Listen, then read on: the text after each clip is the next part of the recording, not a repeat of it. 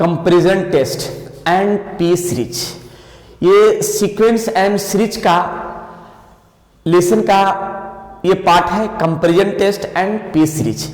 और ये लेसन जो है बहुत ही इंपॉर्टेंट है, ये आपके पढ़ना है इंजीनियरिंग मैथमेटिक्स के साथ साथ जो बीएससी या एमएससी या कंपटीशन के एग्जाम देने वाले हैं, आईआईटी जैम, नेट, गेट, इस तरह का अनेक कंपटीशन का में ये पूछे जाते हैं।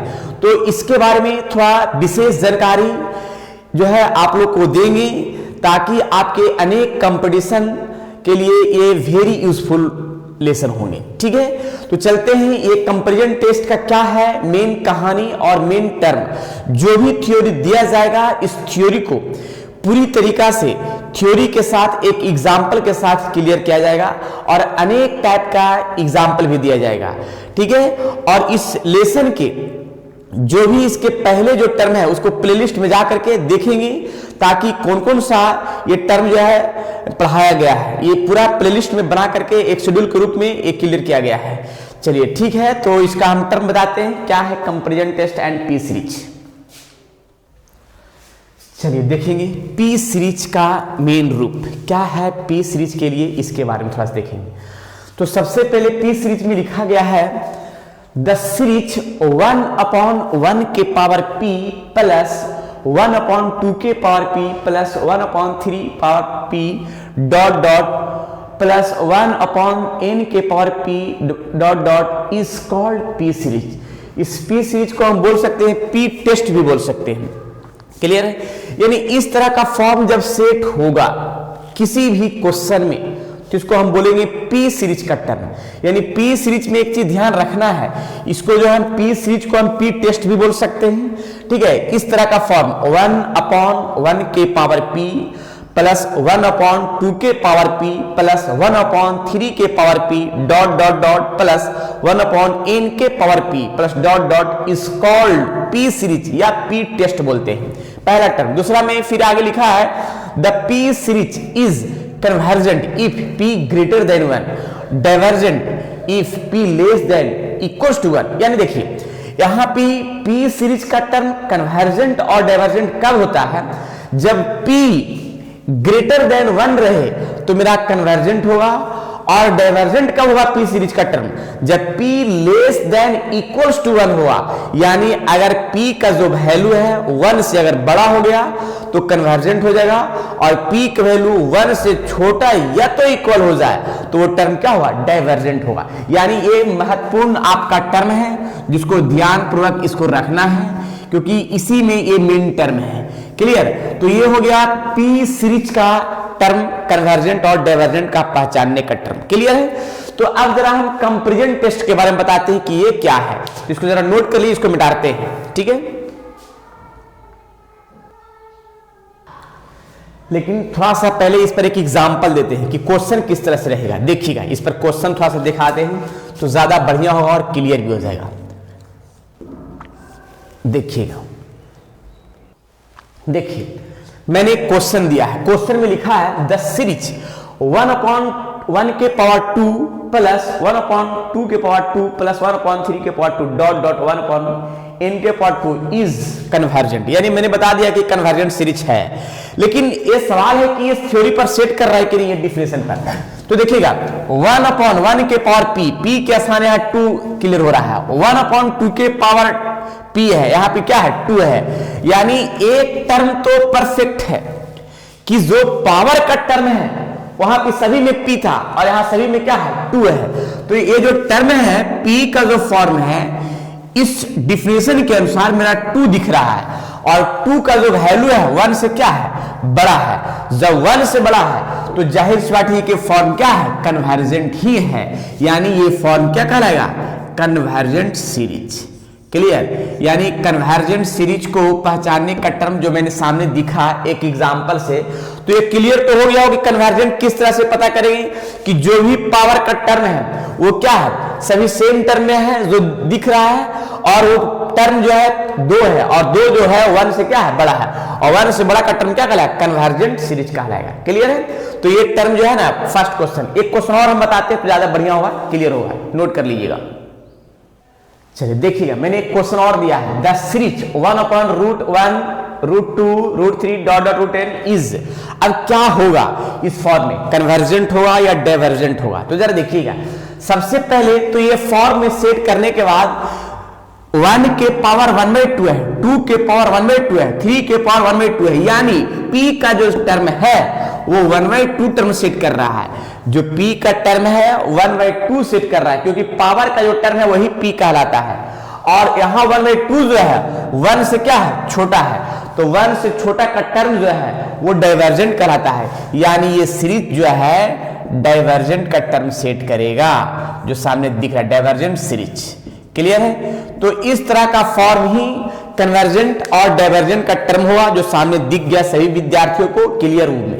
ठीक है, अब जरा हम एक क्वेश्चन देंगे, वो क्वेश्चन कमेंट बॉक्स में सभी विद्यार्थी को बताना है कि वो कौन सा टर्म होगा, डाइवर्जेंट होगा या कन्वर्जेंट होगा। वो हम जो है एक ऑप्शन के साथ देखते हैं, इसको नोट कर लीजिए और भी हम क्वेश्चन देते हैं। चलिए, मैंने ये 2 क्वेश्चन दिया है और 2 क्वेश्चन में ये बताना है कि कौन सा इसका ऑप्शन होगा। फर्स्ट में लिखा है द सीरीज 1/1 के पावर 3/2, 2 के पावर 3/2, सभी में 3/2 है।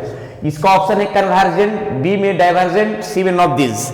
फिर सही है द सीरीज 1/1 के पावर पाई प्लस 1/2 के पावर पाई 1 + 3 के पावर पाई (n के पावर पाई)। इसमें कौन सा ऑप्शन होगा?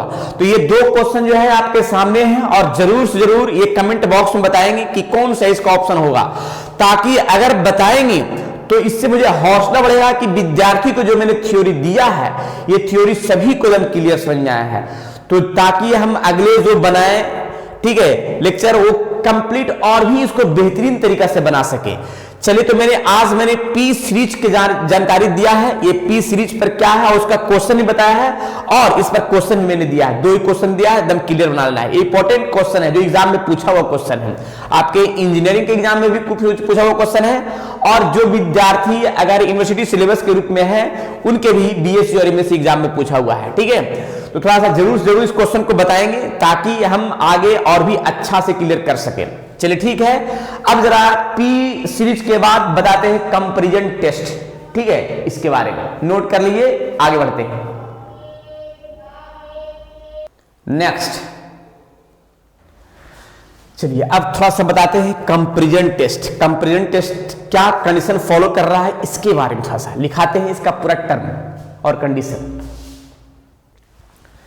चलिए थोड़ा सा देखा जाए कंपैरिजन टेस्ट क्या इसका स्टेटमेंट है। If 2 positive terms sigma un and sigma vn we such that limit n tend to infinite un upon vn equals to k finite and non zero.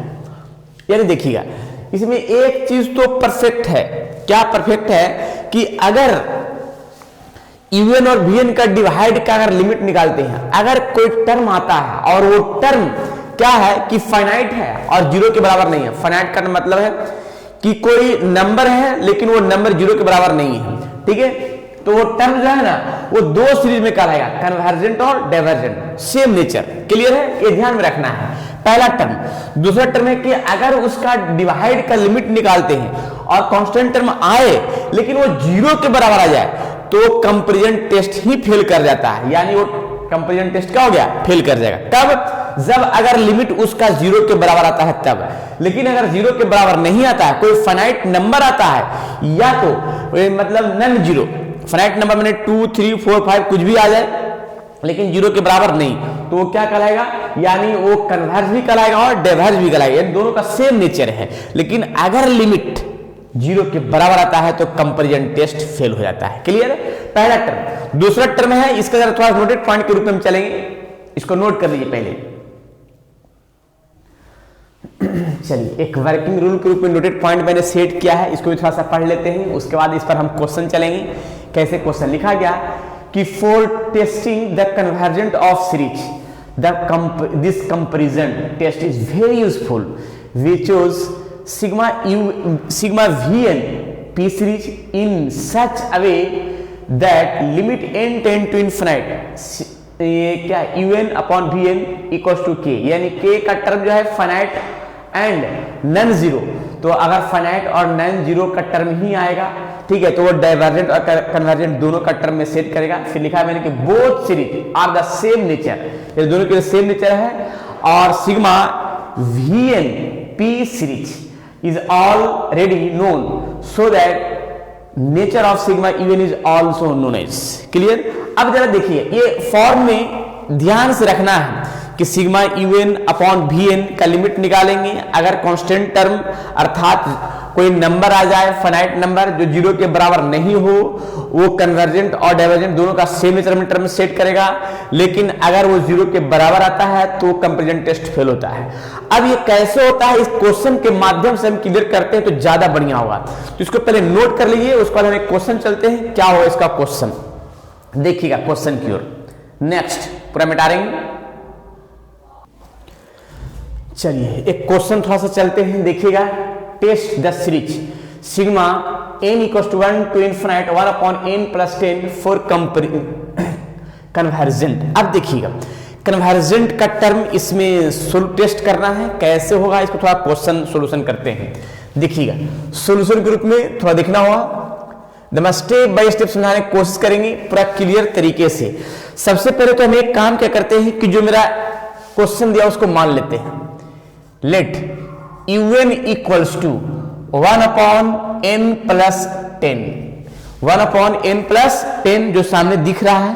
अब इसमें एक चीज हम क्या काम कर सकते हैं कि ये फॉर्म जो है ना, पहले हम कॉमन कर लेते हैं, दोनों में से n कॉमन कर लिया तो 1 upon 10/n। और ये जो फॉर्म है, इस फॉर्म को हम 1/n का टर्म से हम छोटा मान लेते हैं। 1/n का फॉर्म से मैंने क्या मान लिया, छोटा, जिसको मैंने मान लिया क्या, Vn बराबर। क्लियर है, यानी इस फॉर्म को हम टर्म को मान सकते हैं late Vn equals to 1/n का फॉर्म, यानी UN का फॉर्म। और यहां पे जो मैंने कॉमन किया है n, जो n कॉमन किया तो दोनों में तो n नहीं है, लेकिन जिसमें नहीं है उसमें डिवाइड में लिखा गया। अब मैंने 1/n जो टर्म है इसको less than equal to 1/n के फॉर्म में जो Vn का टर्म मैंने मान लिया, यानी 1/n को हम Vn मान सकते हैं, जो सामने दिख रहा है। क्लियर है। अब लिमिट का टर्म के लिए जरा हम एक टर्म सेट करते हैं, कैसे जरा देखिए। Apply comparison test. Now apply comparison test. Comparison test, और कंपैरिजन टेस्ट के लिए मैंने एक अभी रूल बताया, limit n tend to infinite UN upon Vn जो सामने दिख रहा है। ये रूल अभी मैंने टर्म डिफिनेशन में टर्म को सेट किया था। अब इसके बाद किस तरह से टर्म को सेट करते हैं देखिएगा। Limit n tend to infinite UN का फॉर्म जो दिख रहा है 1 अपॉन n और 1 प्लस 10/n, और Vn का जो फॉर्म है 1 अपॉन क्या है, n है। अब इसका हम लिमिट का टर्म को सेट करते हैं पूरी तरीका से कि किस तरह से टर्म का सेट किया जाएगा इसके बारे में। तो सबसे पहले एक चीज तो है कि ये और ये टर्म कैंसिल होगा, और कैंसिल करने के बाद जरा देखिएगा limit n tend to infinite, ये फॉर्म बनेगा 1 अपॉन 1 प्लस 10/n। अब इसमें तो इतना तो कंफर्म है कि लिमिट का टर्म से पढ़े होंगे कि अगर लिमिट का टर्म अगर हम इनफिनाइट पुट करते हैं तो 10/इनफिनाइट पुट क्या होगा, 0 हो जाएगा। तो डायरेक्ट इस टर्म में सेट करते हैं कि 1 अपॉन 1 प्लस 0 अर्थात 1 का फॉर्म आ गया।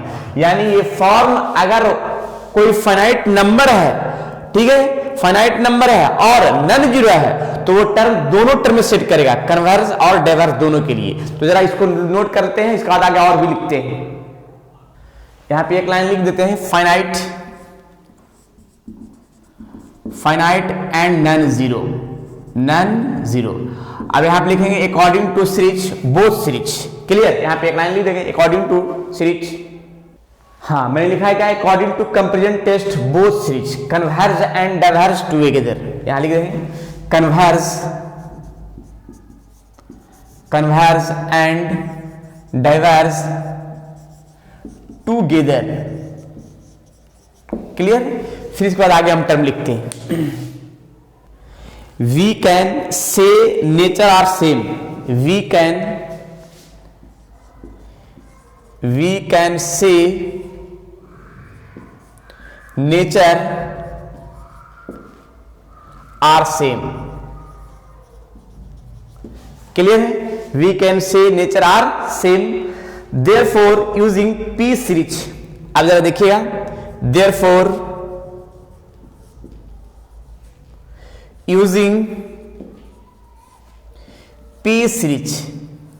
अब यहां पी सीरीज का फॉर्म सेट करेंगे। अब पी सीरीज के लिए क्या हम फॉर्म सेट करेंगे देखिएगा। सबसे पहले तो लिखेंगे कंपेयर,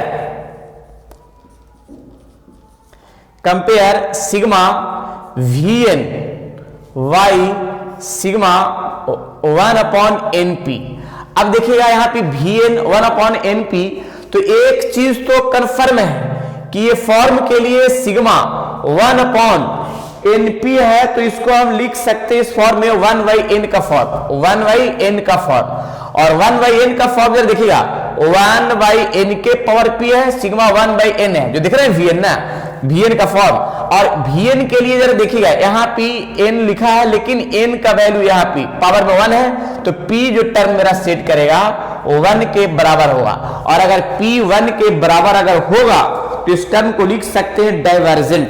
क्या लिख सकते हैं? डाइवर्जेंट। इस फॉर्म को लिख सकते हैं डाइवर्जेंट, यानी सिग्मा, इसको लिख सकते हैं sigma vn is divergent, sigma vn is divergent, divergent, divergent. मैंने इस रूप में मैंने बताया है कि अगर p का वैल्यू 1 से बड़ा हो तो कन्वर्जेंट, और 1 से छोटा और बराबर हो तो डाइवर्जेंट। ठीक है, यहां पे लिखेंगे p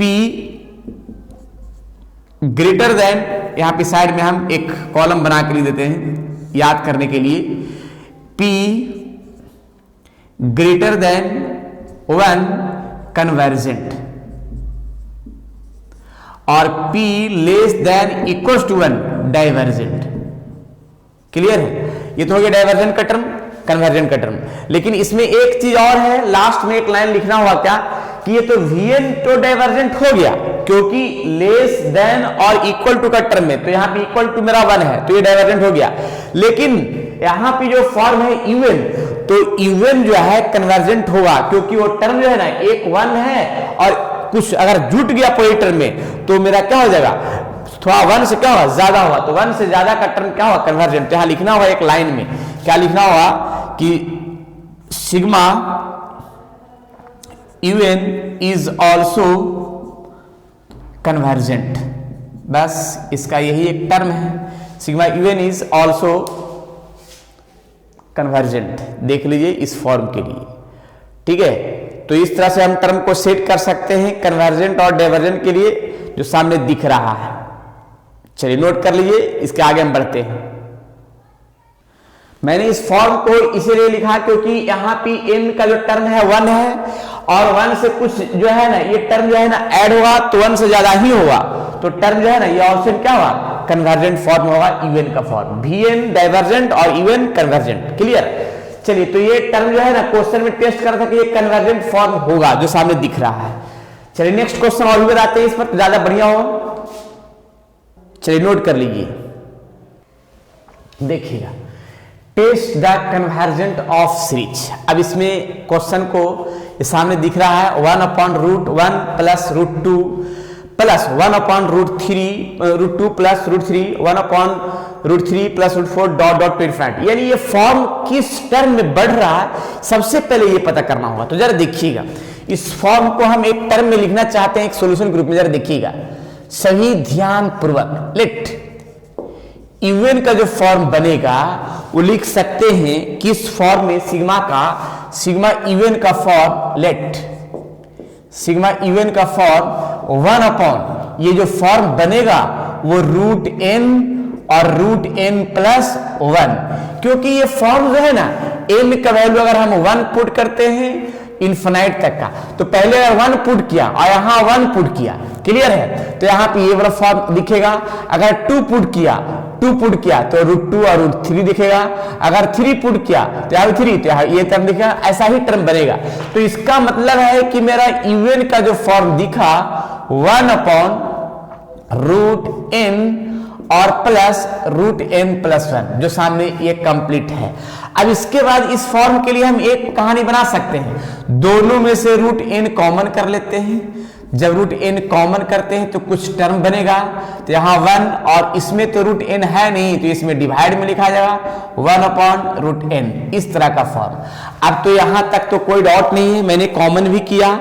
अब ये कॉमन करने के बाद जो फॉर्म बनेगा उस फॉर्म को कुछ कहानी बना लेंगे ऐसे इस रूप में, जरा देखिएगा 1/√n और 1 प्लस रूट, ये दोनों कैंसिल होगा 1 + 1/n।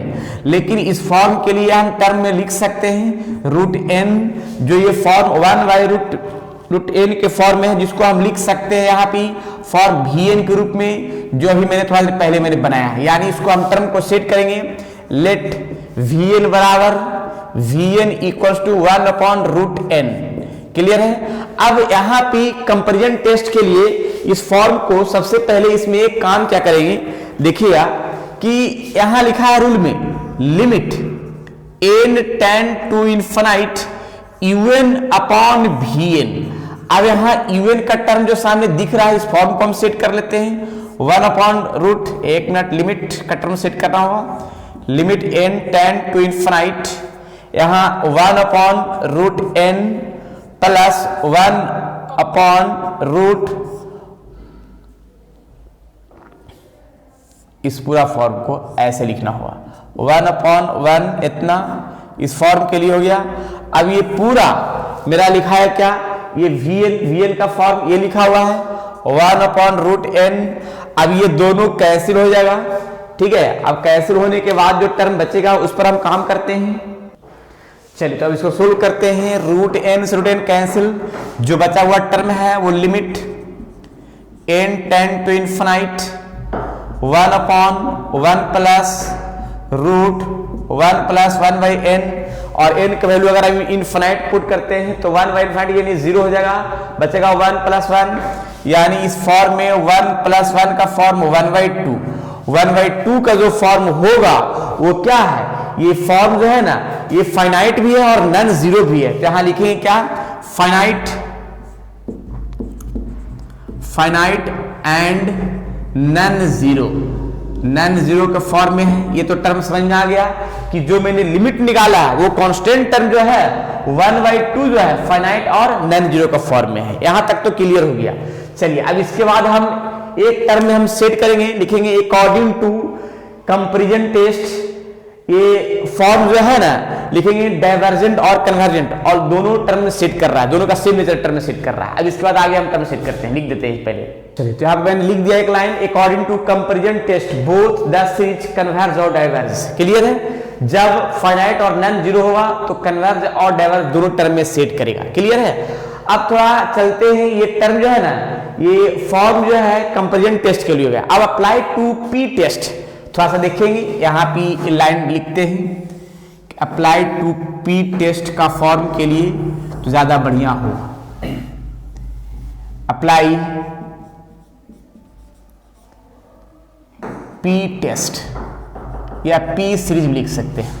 क्लियर है। और इसके लिए जरा देखिएगा कंपेयर टू, यहां लिखे apply p test compare sigma 1/n⁴1/2, यानी 1/n⁴1/2 का फॉर्म जो vn के फॉर्म में है, और सिग्मा 1/n⁴p, यानी p का जो टर्म है, p का जो टर्म है 1/2 है, जो 1 से क्या है छोटा है, और 1 से छोटा या तो इक्वल तो डाइवर्जेंट का टर्म सेट होगा। यहां लिखेंगे sigma vn is divergent, hence sigma un is also divergent, यानी ये फॉर्म जो है ना ये un का जो फॉर्म है वो ऑल्सो डाइवर्जेंट होगा। Sigma un is also divergent, यानी ये फॉर्म डाइवर्जेंट का टर्म सेट करेगा जो सामने दिख गया। क्लियर है। तो इस तरह से हम क्वेश्चन को सोल्व कर सकते हैं। देखिए सबसे पहले तो एक चीज है कि जो भी सीरीज दिया हुआ है उसका इवन फॉर्म मैंने निकाल लिया जो सामने दिख रहा है, और इवन फॉर्म को पूछा जा रहा है कि ये कन्वर्जेंट या डाइवर्जेंट टेस्ट करना है। तो सबसे पहले मैंने इवन फॉर्म में मैंने पता किया, और इस फॉर्म को मैंने देखा कि √n मैंने कॉमन किया जो रूल होता है, और कॉमन करने के बाद जो 1/√n का फॉर्म मैंने कॉमन फॉर्म का जो भी टर्म दिखा उस फॉर्म को less than equal to form में जो क्या है vn के रूप में मैंने मान लिया है vn का फॉर्म। अब यहां रूल है कंपैरिजन टेस्ट का कि limit n tend to infinite UN upon VN, तो UN का फॉर्म जो सामने दिख रहा है, चाहे तो ये भी सेट कर सकते हैं या तो ये सेट कर सकते हो। तो UN मैंने सेट कर दिया और VN जो सामने दिख रहा है, दोनों मैंने कैंसिल किया। लिमिट जब निकाला तो लिमिट निकालने के बाद n को इनफाइनाइट पुट कर दिया, कैंसिल करने के बाद तो 1 और 1 यहाँ पे 2 आ गया, यानी इसका फॉर्म जो लिमिट 1/2 आ गया, जो फाइनाइट है और नॉन जीरो है। यानी ये कंपैरिजन टेस्ट का टर्म में जो है ना, टेस्ट जो है कन्वर्ज और डाइवर्जेंट दोनों टर्म में सीरीज सेट करेगा। क्लियर है? कब? जब फाइनाइट और नॉन जीरो का टर्म सेट किया है तब कन्वर्ज और डाइवर्जेंट। ठीक है, ये कंपैरिजन टेस्ट के लिए हो गया। लेकिन नाउ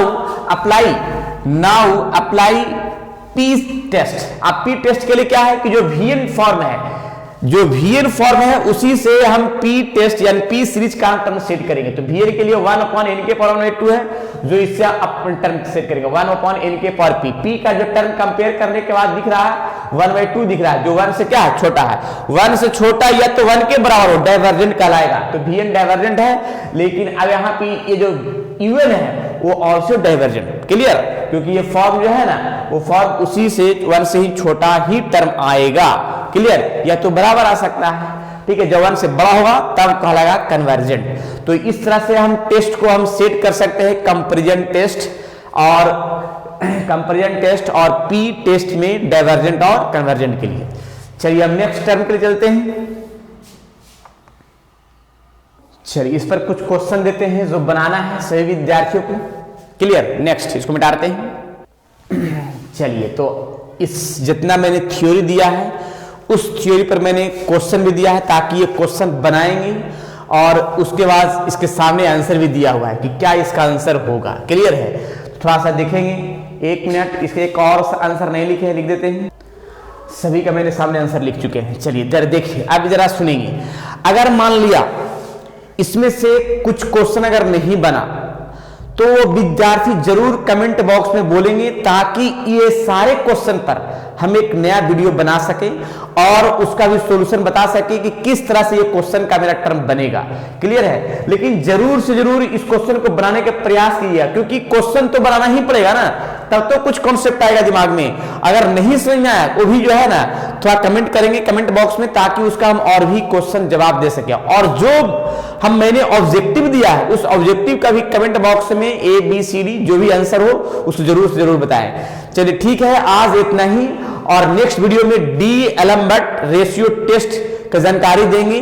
ठीक है, और ये क्वेश्चन जरूर बनाइएगा, और ये क्वेश्चन अगर बन जाएगा तो ठीक है, और नहीं बनेगा तो जरूर कमेंट बॉक्स में बोलेंगे, ताकि इस पर भी टोटल क्वेश्चन पर एक वीडियो बना के पूरा क्लियर कॉन्सेप्ट कर सके।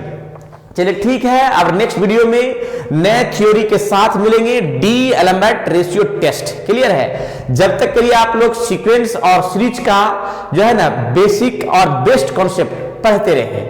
ठीक है, नेक्स्ट क्लास में मिलते हैं नए थ्योरी के साथ। जब तक के लिए आप लोग स्वस्थ रहिए, मस्त रहिए और पढ़ते रहिए सीक्वेंस एंड सीरीज, और नेक्स्ट वीडियो में D-एलम्बर्ट रेशियो टेस्ट की जानकारी दिया जाएगा। चलिए ठीक है, आज इतना ही।